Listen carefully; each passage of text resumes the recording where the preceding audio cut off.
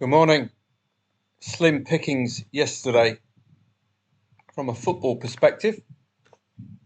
I suppose if we look in hindsight, there would have been one or two angles we could investigate, but again, it was predominantly tennis for Telegram members of footballtradingprofits.com.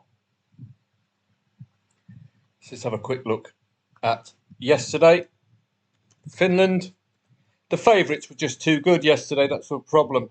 KUPS, I expected a comfortable afternoon for them against newly promoted Gunistan, and it was all done by half time. So absolutely no trading angle there. Let's have a look at Norway. And again, we had a couple of big guns and they delivered. Bodo Glimt, no problem at all. Molde, 3-0. Rosenborg, questionable. Who scored first? Well, again, done by half time. So very little for us to work with yesterday. You could have got this red card, I suppose. Haugesund eventually getting done. They did actually score first after the red, so a possible angle there. And as you can see, Berget coming up with two late winners for Sarpsborg. Similar story here, though. You could have laid the very, very late draw with the red card in mind. Sweden, the Allsvenskan, strong favourite AIK, underperforming. Kalmar did score first. We did get an equaliser from AIK. I did give you a mention on Telegram, but I wasn't impressed by the lack of shot stats for AIK, so I left this one alone. And the others, 2.45 and 2.2, the favourite, tells you all you need to know. Malmo, absolutely emphatic, as you'd expect, of a 1.17 shot. We did have a draw, but it's a very fleeting draw. And it was, again, the story of yesterday, all done by half time. Tennis-wise, well, the cream is rising to the top, which is why I'm getting quieter and quieter. I like the early rounds where you can easily read matches. We did get an Emma Raducanu second set win, but boy, was it tough. On a couple of occasions yesterday, I felt like closing out with a break even because this Sun was just pressurising that Raducanu serve. 30-30. Break point. 40-40. No let up for Raducanu's serve. Break point again. Break point again. It's very resilient of Raducanu to get through. And a bit of a quieter one there. But then again, the pressure returned at 6-5. Really good from Sun. And she made it count in that third set. Look at the rankings, very tight. The reason Emma Raducanu was such a short price favourite, I think it was the fact she's a Brit at Wimbledon. The rankings were too tight. We did make a profit out of it. So that was a good move. Only the couple on Telegram yesterday, I believe. But still came out with green screens. It's all about getting out. When do you get out at the right time? This was a Raducanu match, and I'm delighted with £22 profit there, given that second set was so hard for Emma Raducanu. I wouldn't have gone into a third set at all after what happened with that second. And this was the other one. I kept calling him Hubert Hurkacz, and I thought it was Hubert Hurkacz, which is why I was fairly bullish about laying Alcaraz after winning the first two sets. I would have done it anyway because the liability is ever so low, £4. And Humbert did win the next set. This was a hint in the third set that he would break through. This was him breaking through, winning that third set. And that's a guarantee. So I'm delighted with the profits yesterday, bearing in mind this was after two sets down. So that's a really good profit. Relative to the amount risk, don't forget, 4-1 return there. £4 risk.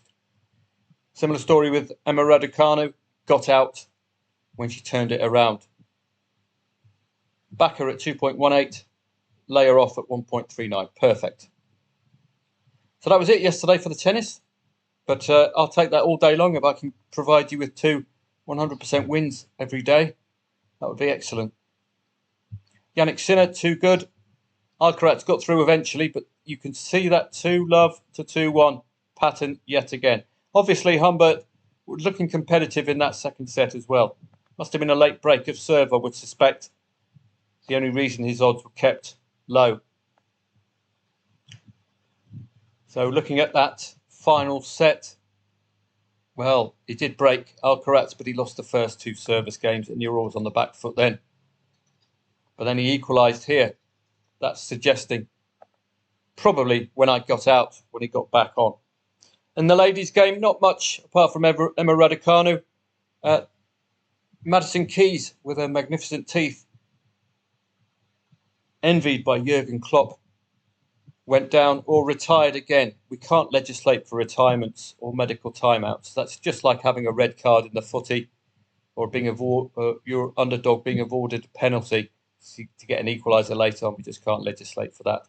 It was going to be a tight match. I was surprised to not see Paolini as favourite, world number 7. And that was it yesterday. On to today, and it's day off for me today. But as I say, I am enjoying the tennis. It's likely to be quieter and quieter because we're getting the big boys now playing each other.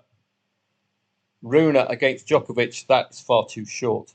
Very dismissive, particularly given Novak's been in such poor form relative to what you'd expect of him.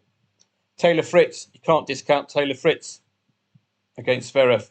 Hitler haircut, he's playing Fils, 34th against world number 9. We have ways of making you lose the set, says Mr. de Minaur. Mepesi Perikar has been collecting a lot of tiebreakers, and he's obviously going to be a threat because this Musetti is in pretty good form. And for this to be even Stevens, it's telling you all you need to know about this Mepesi Perikar. The market does fancy Mepesi Perikar. He does have a habit of doing a John Isner. Let's have a look at the tiebreakers. Well, just the one on that occasion. Quite a few, I think. Coming soon. No. Must have been a little bit earlier against Korda. 7-6, 7-6, 7-6, 7-6. Talk about tight. Korda did have a medical timeout there, so I wouldn't take that form as franked. And he was doing this all the time. Remember Janvier, fellow Frenchman. He lost tiebreakers. So there is some fight about Mepesi Perikar, and you've got to respect the market here because this Musetti, I've advertised it before, he's coming into this in brilliant form, beating old Hitler haircut and a few others.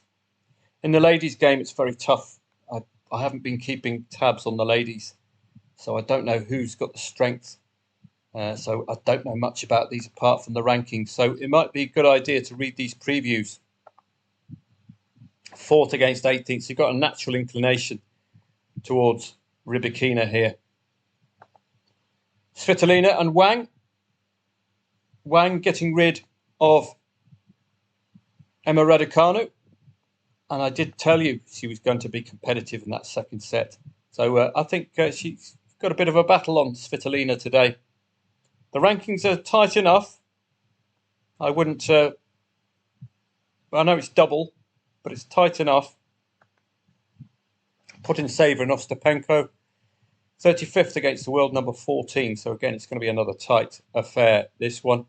Collins against Krejcikova. 11th against 32nd. So we've got an automatic bias towards the lower ranked player. It's a little tougher, and you'll excuse me if I don't give you too many trades.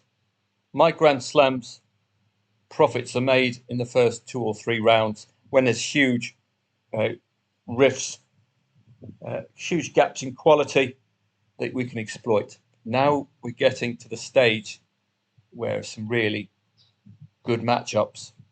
You can't discount Rune at all here. 15th against second. This is not the Novak Djokovic we know and love. He's had a couple of L's, old Novak. Against Makak, 39th in the world. These kind of upsets at these kind of odds suggest that he could be vulnerable. I don't think he'll win 3-0 today, that's for sure. Football-wise, well, it's our old three pals, Finland, Sweden and Norway. Readability, into Turku, quite fancy here. On paper, 2+ goals consistently scored, tending to win against fifth and lower. Looked very good on paper. SJK, for me, looked the better of the two sides. They failed to score in only 2 matches. 5 out of 5 wins home and away against 8th and lower, and they're playing 10th today. So it could be really big odds for SJK today. Only 2 wins for Oulu. Kristiansund and Fred. The big gap in form for Kristiansund. They've not played 3rd to 8th at home, and they're playing 5th today. I can't carry on with the research with that huge gap in form, particularly given the fact Kristiansund have scored 2 goals against the top 2, but they've failed to score that second goal outside of the top 2 at home. So which Kristiansund turns up today? Fred? Well, quite fancy this. Only the 1 loss for Fredrikstad. Stroms and Sandefjord. Second half goals, if none first half. Stroms are only losing to the top 5, so I would expect of them today in playing 16th. Norrköping and Djurgården, 1.67 for Djurgården. I think they'll fancy this. 100% wins against 12th and lower, playing 15th today. The only problem we have is this enforced gap given by the Euros, which does cut some of the momentum these teams have been having in half. Form lines don't lie here, Västerås and Häcken. We've got only 3 over 2.5 goals for Västerås, playing all over 2.5 goals, bar 2 for Häcken. I don't like matches which don't align like this. So it makes it very hard to read. But 5 out of 6 wins home and away against 10th and lower for Häcken suggests we could be siding with them. As you know, Monday's normally my day off. I gave, even though I got 2 trades for you yesterday, I put in a lot of hours following the tennis and picking those particular trades out. It is a time-intensive day. So even though you're not getting a trade every 5 seconds, I am putting the hours in for you. So I would like to have a day off today, but as ever, I'm enjoying it. I like making money, so I might be up and about for you. But please don't expect me to be up and about. I do need to have time off. Have a great day. I hope to see members of footballtradingprofits.com on Telegram. As ever, if I'm finished with my day and the tennis is on and there's no rain delays, I'll certainly follow it on your behalf. It's going to cost me little investment if I'm going to do it anyway. Have a great day, and I hope to see you a little bit later.